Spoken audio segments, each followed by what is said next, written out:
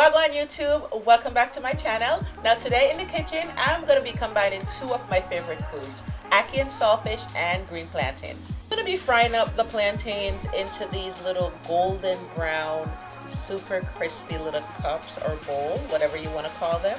And I'm going to be filling them with some delicious ackee and saltfish.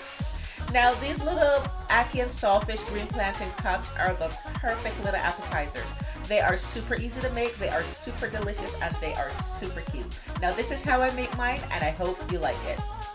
So now to kick things off, we are going to prep our ackee and saltfish. So my first order of business is to heat my oil. I am using coconut oil, and I'm going to be heating this up on medium flames.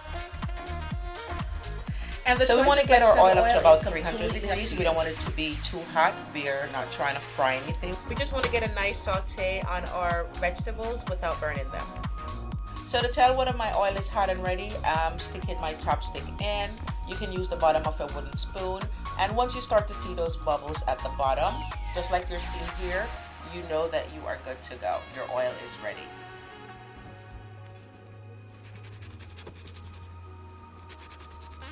So now that my oil is ready, I'm going to go ahead and dice up my onion, and I'm using half of a medium onion for this. So I went ahead and diced them up medium size. You can definitely use the smaller sizes, or you can even mince your onion. The choice is completely up to you. Now in reality, you would have all your veggies prepped and ready to go, because once you start sauteing, everything moves pretty quickly and you want to have everything ready to go. So we're going to be sauteing our onions, we're going to be sauteing our mixed bell peppers, and we're going to add our tomatoes and some fresh thyme plus our scotch bonnet pepper as well. So now I must confess, I did forget to add my thyme when I'm sauteing, but I did add it at the end, and I will show you guys that a little bit later on, but you would definitely add it with all the vegetables that are being sauteed. So we're going to allow our veggies and our aromatics to saute for about 2 minutes before we add our garlic. And because garlic has a tendency to burn pretty quickly, so once these are nice and soft and ready, then we'll add our garlic to it, and then we'll lower our flames to medium-low and give it about 30 seconds on the garlic before we add our saltfish.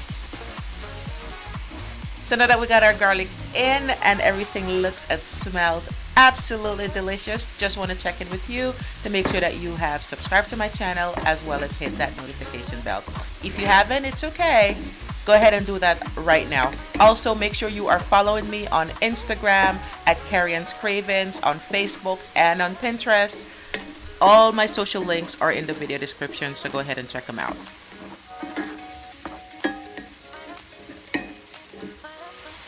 Now it's time to add our saltfish. Now I am using the boneless variety for this particular recipe, and I did went ahead and shred it into small bits, which is ideal for our appetizer.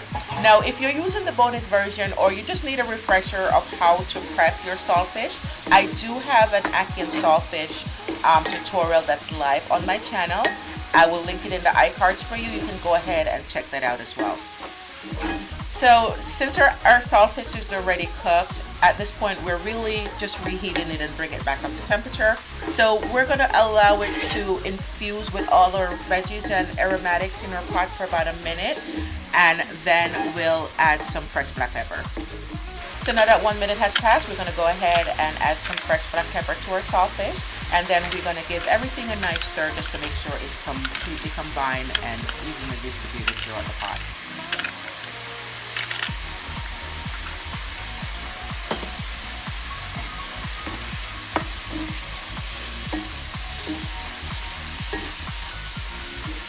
Now since I no longer live in Jamaica and I don't have access to the fresh ackee from the tree, I am going to be using the ackee from the can. Now the ackee in the can is usually packaged in some kind of a brine mixture to preserve it. So I'm going to go ahead and throw that mixture off and rinse the ackee with some cool tap water, and then I'm going to drain off that water as well. Now this is the ackee after I rinsed it in some fresh water just to get rid of all of that briny water, and as you can see, it is super soft because the one in the can is pre-cooked. Now since it's pre-cooked, we're technically not cooking it again. We're just gonna heat it up. We're just gonna bring it up to temperature in our pot.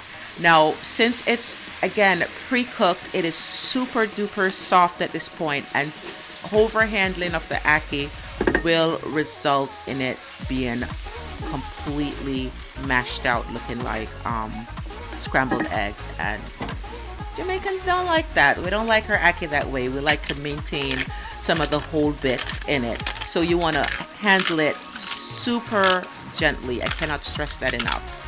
And for about a minute or two, just to allow it to heat up and come up to temperature. And then we're going to add another layer of fresh black pepper, and then we are done. So now we're going to remove this from the heat and set it aside so we can go ahead and prep our plantain cups. Now, as promised, now this is actual footage of me adding the fresh thyme leaves after the fact. So as I mentioned before, this would have been sauteed down with the onion and the bell peppers and all that stuff earlier on. So I just wanted you guys to see that I'm only picking off the leaves off the stems to add to our ackee. Now for this recipe, we are going to be using the green plantains. We want the ones with the green skin because they're super starchy, and it's perfect for this recipe, as opposed to the ones that are nice and ripe and sweet, which are my absolute favorite. But if there's a little bit of yellow going on with your green plantain, like they're days away from ripening, like this one right here, then it's fine to use. You can go ahead and use it. It's not a problem. But you definitely want to have more green on your plantains than you do yellow for this particular recipe. So you want to keep that in mind when you are choosing your plantains. So now I did go ahead and rinse my plantains. You can see there's a little bit of water still sitting on one of them, but you want to go ahead and dry that off. And then you want to grab your first one and you want to cut off both tips. So now that the tips are off, we're going to go ahead and identify the seams, and they're usually 3 to 4, and they're these areas right here that are kind of raised. And you're going to take the tip of your knife and go from the very top of the plantain and slit it all the way down to the bottom. Now we're only going in with the tip of our knife because we are not trying to cut all the way through the plantains. We just want to get under the skin. That way we can go ahead and remove it. So we're going to slit, or we're going to score from the top of the seam to the very bottom. And we're going to score all the seams. And then next, you're just going to take your thumb and run it alongside the peel, between the peel and the plantains and the flesh of the plantains, and pull that skin or that peel off. And now you're just going to complete the process for all your remaining plantains until all the skin, all the peels have been removed. Now once you finish peeling the plantains, and if there are little bits of peel that's on there, that's quite alright, that's totally normal. Just go ahead and take your knife and remove it and discard those.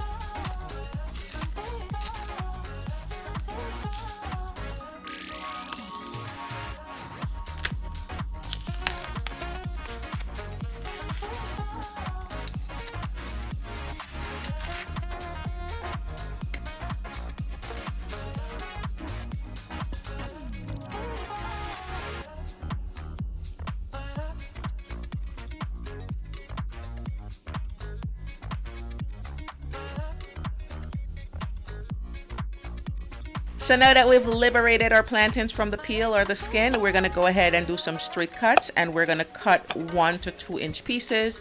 You don't want to do anything bigger than a 2 inch because then it becomes a little bit complicated or a bit of a challenge when you're forming the cups.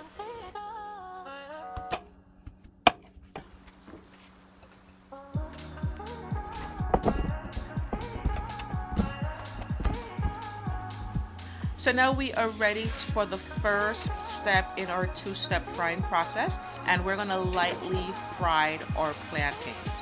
Now we want to heat our oil up in a heavy bottom pan to about 325 degrees Fahrenheit. Now the purpose of this first step is to soften up our plantains. So we don't want to fry them until they're cooked completely through. We don't want them to be golden brown. We're looking for a light golden color at this point, just a very light yellow. We just want to soften them up enough so we can shape them. Now once our oil has come up to temperature, you're going to go ahead and fry your plantain pieces for about 4 minutes on each side. Now we're not going to be dropping our plantains in the hot oil because it is hot oil and it will splash and burn. We're going to lower them gently with a tongue, just like I'm doing here. Now once they're light and golden in color, we're going to go ahead and remove them and place them on our wire rack. So we're just going to allow these to hang out on the wire rack. We want them to come down in temperature. We want them to be warm to the touch, but we want them to still be warm when we're shaping them. Now it's time to shape our plantain bowls, and I'm going to be using my lemon squeezer. And for me, it's the easiest thing that I can use to shape them, and they come out almost perfect all the time with very little effort. Shape them, all you have to do is insert the plantain, and you want to have them standing up on the cut sides, and then you just want to apply a little bit of force, a little bit of pressure, and you want to press them into the cup so they can take the shape of the container. So when you're doing yours, you're going to be tailoring the size of the plantain, the size of the cuts, to the size of the container you're going to use to shape it. You want to make sure that it fits in there perfectly so you get nice shaped cups all the time. So now we are ready to enter the final step of our two-step frying process. And at this point, we want our plantain cups to be a nice golden brown finish. So in order for them to have that finish, we're going to have to bring our oil temperature back up, and we're going to increase it to about 375 degrees Fahrenheit. So we want our plantain cups to fry up to that beautiful golden brown finish, and we also want them to be nice and crispy and crunchy. So we need that higher oil temperature than we had before. So we need to get it up to about 375 degrees Fahrenheit. It needs to be nice and hot so they can fry up nice and crispy. Now your oil level is just an important factor as well as the oil temperature, because you want the inside of these cups to fry up to that beautiful crispy finish, which is exactly what we're looking for. Now a deep fryer would be ideal to fry these up because you wouldn't have to worry about flipping them. You'll just put them in and they'll get taken care of. But if you're using a pot like I am, you'll definitely need a good amount of oil, and I'm using 2 1/4 cups of oil. And I'm also going to be rotating these so we can get the inside as well as the outside to be nice and crispy.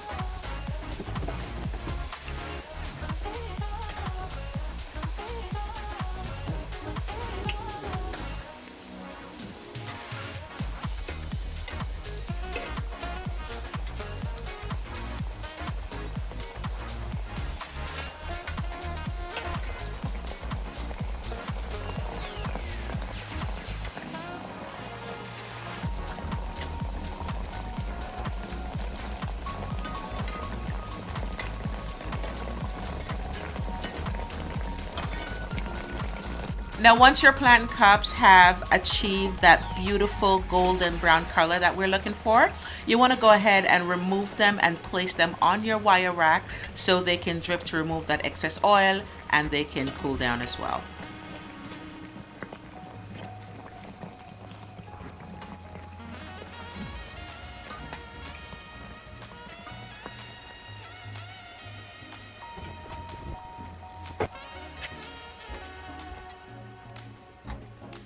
So now while these are still warm and on the cooling rack, go ahead and sprinkle a light dusting of salt all over them.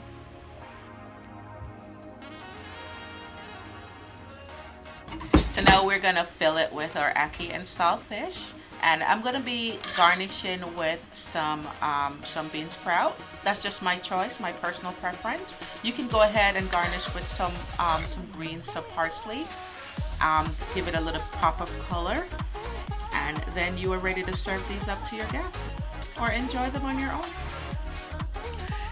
As always, I want to thank you for watching, and I appreciate you riding with me today, and I hope you will give this recipe a try as well as give this video a thumbs up. Now, if you still haven't subscribed to my channel, I do invite you to subscribe right now and hit that notification bell. Also, if you're not following me on Instagram at Kerri-Ann's Cravings, I would love it if you follow me there too. Now, one last thing before I go. Now, if you do recreate any of our recipes and you post them on your socials, please feel free to tag or mention Kerri-Ann's Cravings. We would love to see your spin on our recipes.